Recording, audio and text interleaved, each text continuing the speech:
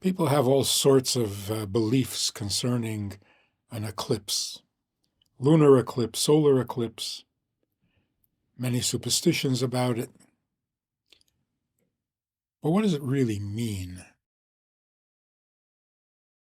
A solar eclipse is an amazing thing because the moon is so much smaller than the sun. And yet, in a solar eclipse, the moon blocks the sun. And of course, we know scientifically how that works, but still, isn't it a kind of a David and Goliath story? That the little moon can block out the sun? And what is the difference between the moon and the sun? The sun is daytime. The moon is nighttime. Daytime is light, nighttime is dark. Why do we need both night and day? One of the first things God created, night and day. In fact, if you can figure this one out, God created night and day before he created the sun and the moon. The sun was given the role of illuminating during the day, and the moon was given the job of illuminating during the night. So night and day came before sun and moon. What exactly do we mean by night and day, light and dark? There are people who love when things are obvious, revealed, and in the open. Everything out in the open. It scares me when I don't know something. I'm terribly afraid of the unknown, of the unseen. I want to see it all, even if it's not nice, even if it's ugly, even if it's terrible. I need to see it because unseen is the most frightening thing in the world. But then there are people who would prefer things kept in the dark. Not everything has to be shown. Not everything has to be exposed. Not everything has to be subjected to glaring light. Cold, unfeeling light. Romance is associated with dark, with nighttime. Why? We'll understand a little bit the purpose of the moon. To illuminate the night. The moon doesn't illuminate the night. Night is dark, even with a full moon. Not as dark, but still completely dark. Before I continue with my monologue, where I do all the talking, I want to invite you to a VIP session, a Zoom session, in which we get together to actually have a conversation and discuss all things Jewish, all things holy, all things healthy.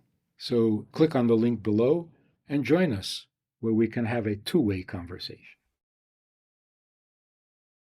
Illuminating the night doesn't mean turn it into day. Illuminate the night means show the beauty of darkness. Reveal the meaning, the purpose, the benefits, the virtues of darkness. The sun that shines during the day illuminates the day, meaning it lets you see the benefits of revelation, when everything is revealed and open. So there is virtue to turning on the light, being enlightened, but there's also a virtue in being subtle. Sometimes saying I love you can be so inappropriate. Not because it isn't true, but because words are inappropriate at this moment. What is left unsaid can be more meaningful than what is said. both positive and negative. So the unsaid, the unrevealed, carries a power of its own. It's not negative. Light is not always positive. Sometimes too much revelation is garish. It's obnoxious. You need a little subtlety.